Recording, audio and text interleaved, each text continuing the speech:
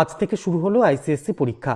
Jalpaiguri school pool car সংগঠনের পক্ষ থেকে সকল আইসিএসসি পরীক্ষার্থীদের শুভ কামনা জানানো হয় ফুল, জল ও কলম উপহার দিয়ে। আইসিএসসি বোর্ডের সব স্কুলে গিয়ে জলপাইগুড়ি পুলকার অ্যাসোসিয়েশনের তরফে এভাবে পরীক্ষার্থীদের শুভেচ্ছা জানানো হয়। সবার পরীক্ষা ভালো হবে বলে শুভ কামনা জানিয়েছেন পুলকার সংগঠনের সদস্যরা।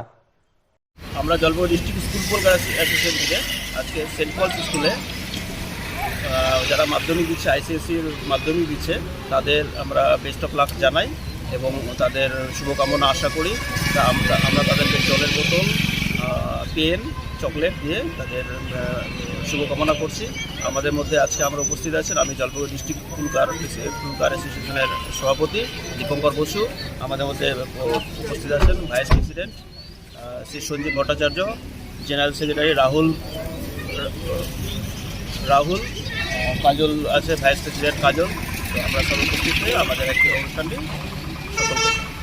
Disclaimer. This channel may not promote any violent, harmful or legal activities. All content provided by this channel is meant for an educational purpose only.